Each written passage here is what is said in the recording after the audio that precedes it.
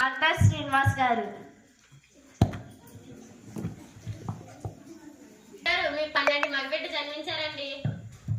అవునా డాక్టర్ గారు, మాకు మగబిడ్డ జన్మించారా? అవునండి, కంగ్రాచులేషన్స్. కృతజ్ఞతలు డాక్టర్ గారు. వెళ్ళండి, వెళ్ళి మీ బాబుని చూసుకోండి. ఉన్నాడు కోమలమ్మ.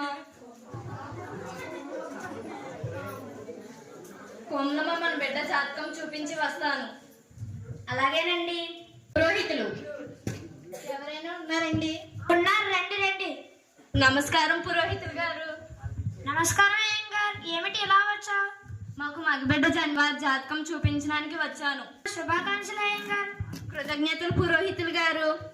మీరు ఇలా వచ్చి కూర్చోండి, నేను పంచాంగం తీసుకుని వస్తాను. సరే పురోహితులు గారు. ఎన్ని గంటలకి జన్మించారు? ఉదయం 8 గంటలకండి.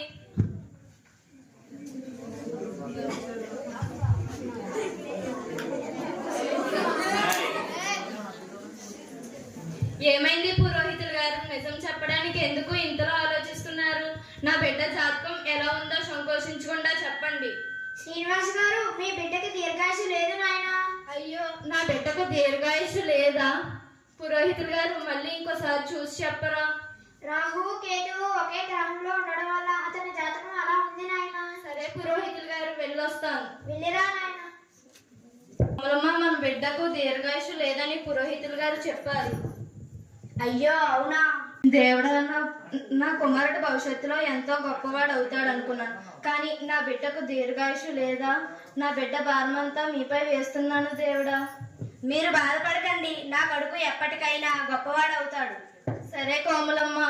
శ్రీనివాస రామానుజన్ గారు పెరిగి పెద్దవారై స్కూల్కి వెళ్తారు. టీచర్ రామానుజన్, ఇలా రా. చెప్పండి గురువు గారు. మన మాస్టర్ గారు స్కూల్ టైం టేబుల్ ప్రిపేర్ చేయడానికి ఇబ్బంది పడుతున్నారు. నువ్వు సహాయం చేస్తావని రమ్మన్నా. ఇలా ఇవ్వండి సార్. ఇదిగోండి సార్, అయిపోయింది. ఓ గ్రేట్, నువ్వు ఎప్పటికైనా గొప్పవాడు అవుతావు రామానుజన్. ధన్యవాదాలు మనోహర్ సార్. పాఠశాలలో ఈ రోజు మనం భాగహార లెక్కలు నేర్చుకుందాం. సరే గురుగారు. అంటే 3 అరటిపండ్లను ముగ్గురికి సమానంగా పంచితే ఒక్కొక్క మనిషికి ఒక్కొక్క అరటిపండు చొప్పున వస్తుంది. 3/3 = 1.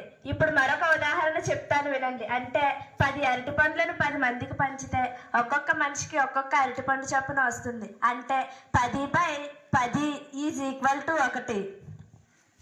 గురువుగారు, మరి 0ని 0తో భాగించినప్పుడు కూడా 1 వస్తుందా? మంచి ప్రశ్న వేశావు రామానుజన్. ఎందుకంటే ఒక సంఖ్యను అదే సంఖ్యతో భాగించినట్లయితే దాన్ని 1 వస్తుంది. 0ని 0తో భాగహరిస్తే దాని విలువ మనం చెప్పలేము. భవిష్యత్తులో ఎంత ఎత్తుకు ఎదుగుతావు రామానుజన్.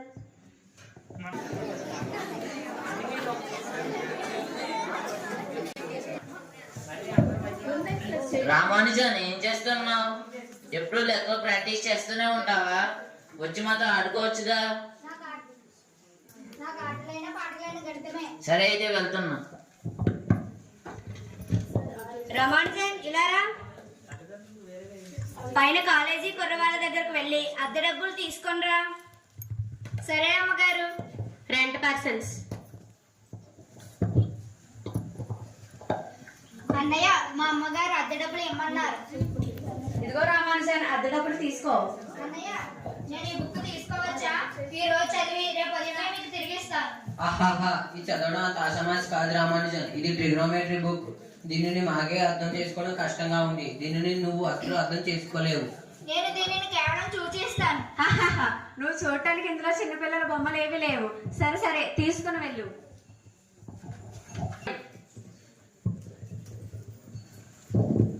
రామానుజన్, నిన్న తీసుకున్న పుస్తకం ఇవ్వు. తీసుకోండి అన్నయ్య, నేను దీన్ని పూర్తిగా చదివేశాను. ఓ నిజంగానే? అయితే నేను ఒక ప్రశ్న అడుగుతాను, దానికి జవాబు చెప్పు. చెప్తానన్నయ్య, అడగండి. సర్కిల్లోని క్వాడ్రిలేటరల్ ఏరియా చెప్పు. 1230 స్క్వేర్ సెంటీమీటర్స్ అన్నయ్య. ఓ గ్రేట్. అరే, ఇది బుక్ లో ఉన్నట్టే ఉందిరా. అరే, 9వ తరగతి బాలుడికి నీ తెరతాటరా. రామానుజన్, ఈ రోజు సాయంత్రం నుండి నువ్వు మాకు చోటు చెబుతావా? సరే అన్నయ్య, నా కుటుంబం కూడా చాలా పేదరికంగా ఉంది. ఈ డబ్బుల వల్ల నా కుటుంబానికి సహాయం చేయవచ్చు. రామానుజన్, చిలిపి ప్రశ్న ఒకటి అడుగుతాను, సమాధానం చెప్తావా? చెప్తానమ్మా, అడగండి. చెరువులో ఒక రోజు తామర పువ్వు పూస్తుంది, తర్వాత రోజు ఒక పువ్వు 2 పువ్వులుగా మారుతాయి. అదే విధంగా 15 రోజుల్లో సగం చెరువు పువ్వులతో నిండిపోతుంది. అప్పుడు ఎన్ని రోజుల్లో మొత్తం చెరువు నిండుతుంది? చిన్నపిల్లల ప్రశ్నలు అడుగుతున్నావేంటి? 15 రోజుల్లో సగం చెరువు నిండితే ఇంకో 15 రోజుల్లో మొత్తం చెరువు పూలతో నిండిపోతుంది. 15 రోజుల్లో సగం చెరువు పూలతో నిండితే మొత్తం చెరువు నిండడానికి ఇంకా 1 రోజు మాత్రమే పడుతుందమ్మా. సరైన సమాధానం చెప్పావు రామానుజన్. రామానుజన్, నేను మెట్రిక్యులేషన్ పరీక్షలో పాస్ అయ్యాను. స్కూల్లో ఫస్ట్ వచ్చాను. చాలా సంతోషం రామానుజన్. కాలేజీ చదువుతున్న రోజుల్లో లెక్చరర్. రామానుజన్, నువ్వు కేవలం గణితంలో 100కు 100 మార్కులు తెచ్చుకుంటే చాలదు, మిగతా సబ్జెక్టులో కూడా పాస్ కావాలి. అప్పుడే నీకు స్కాలర్షిప్ వస్తుంది. రామానుజన్, ఎప్పుడు గణితం మీదైన ధ్యాస, వేరే సబ్జెక్టు మీద ధ్యాస లేదా? కోమలమ్మ, మళ్ళీ మన కొడుకు ఫెయిల్ అయ్యాడు. మీరు తిట్టకండి, మన కొడుకు ఎప్పటికైనా గొప్ప స్థాయికి చేరుకుంటాడు. సరే కోమలమ్మ. రామానుజన్, నువ్వేం బాధపడకు. నీకు మళ్ళీ కుంభకోణం తరపున FE ఎగ్జామ్ రాయడం ఇష్టం లేదు కదా, నువ్వు మద్రాసుకు వెళ్ళు. అక్కడ నీకు రామానుజన్ మద్రాస్ కాలేజీలో జాయిన్ అవుతాడు. ఫ్రెండ్స్. రామానుజన్, మ్యాథమెటిక్స్ జనరల్లో ఒక ప్రాబ్లం సాల్వ్ చేయడానికి నేను ప్రయత్నించాను, కానీ నా వల్ల కావడం లేదు. నువ్వు ప్రయత్నిస్తావేమో అని పిలిచాను. ఇదిగో చూడు. నేను దీనిని కుంభకోణంలో ఉన్నప్పుడే సాల్వ్ చేశాను. ఇదిగోండి చూడండి. రామానుజన్, నువ్వు నిజంగానే జీనియస్వి. కొన్ని రోజుల తర్వాత రామానుజన్ అన్ని ఎగ్జామ్స్ క్లియర్ చేయడానికి మద్రాస్ వెళ్ళాడు, కానీ మళ్ళీ ఫెయిల్ అయ్యాడు. ఇప్పటికే 3 సార్లు ఫెయిల్ అయ్యాడు. వాళ్ళ ఫ్రెండ్స్ అందరూ డిగ్రీ సాధించి లైఫ్లో బాగా సెటిల్ అయ్యారు, కానీ వీడికి గణితం పిచ్చి పట్టుకుంది. ఈ పిచ్చి ఎప్పుడు వదులుతుందో. మీరు బాధపడకండి. రామానుజన్కి బాధ్యతలు తెలియడానికి నేను ఒక ఉపాయం ఆలోచించాను. ఏంటి ఆ ఉపాయం? రామానుజన్కి పెళ్లి చేద్దాం అనుకుంటున్నాను. సరే. సంవత్సరముల వయసులోనే జానకి అమ్మర్ అనే 9 సంవత్సరముల వయసు గల అమ్మాయితో వివాహం చేశారు. వివాహానంతరం FE ఎగ్జామ్ 3 సార్లు సబ్జెక్ట్ ఫెయిల్ అయ్యాను.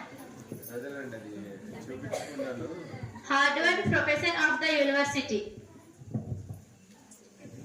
రామానుజన్, ఇక్కడ నీ ప్రతిభని ఎవరు గుర్తించరు. మేమందరం కలిసి మద్రాసులో ఒక డివైస్ స్టార్ట్ చేసాం. అందులో చాలా గొప్ప గొప్ప పెద్దవాళ్ళు ఉన్నారు.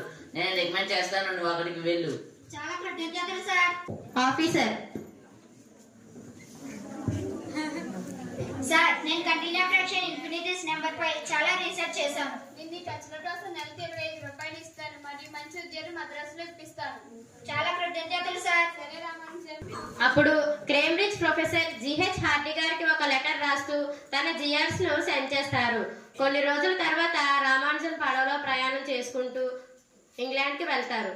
1914లో ఫొనెటిక్ కాలేజీ ఆఫ్ కేంబ్రిడ్జ్ లో రీసెర్చ్ స్టూడెంట్ గా జాయిన్ అవుతాడు. అక్కడ pi value formulas theorem prove చేస్తాడు. అదే సమయంలో BA కూడా పూర్తి చేశాడు. ఆహారం బాగోలేకపోవడం మరియు చలి ఎక్కువగా ఉండడం వల్ల సడన్ గా రామానుజన్ హెల్త్ పాడవుతుంది. తద్వారా ట్రినిటీ ఫెలోషిప్ లభించలేదు. ఆరోగ్యం రోజు రోజుకి క్షీణించిపోతుంది. అయినా తను మ్యాథ్స్ ను వదలలేదు. ఐడెంటిటీ ప్రాబ్లమ్స్ సాల్వ్ చేస్తాడు. తద్వారా Srinivasa Ramanujan fellow of Royal సొసైటీగా ట్రినిటీ ఫెలోషిప్ ను సంపాదిస్తాడు. Now Ramanujan is fellow of Royal Society and professor of the Madras University. ఈ రోజు నాకు చాలా డల్గా ఉంది రామానుజన్. ఈ రోజు నేను ఒక డొక్కు ట్యాక్సీలో వచ్చాను. దాని నెంబర్ కూడా డొక్కు నెంబర్ లా ఉంది. అది 1729. డొక్కు నెంబర్ కాదు, 1729 is a smallest number which is the expression sum of 4 different cube different by. First one is 10 cube plus 9 cube. Second one is 12 cube plus 1 cube. రోజు రోజుకి తన ఆరోగ్యం క్షీణించడం వలన రామానుజన్ 1919లో మద్రాసుకు తిరిగి వస్తాడు. అయినా కూడా మొత్తికా ఫంక్షన్ ని కనిపెడతాడు. ఏప్రిల్ 26, 1920లో కుంభకోణంలో 32 ఇయర్స్ ఏజ్ లోనే తన తుది శ్వాసను విడిచారు. ఇంగ్లాండ్ ప్రజలు రామానుజన్ ను the man who knew infinity అని కూడా పిలుస్తారు.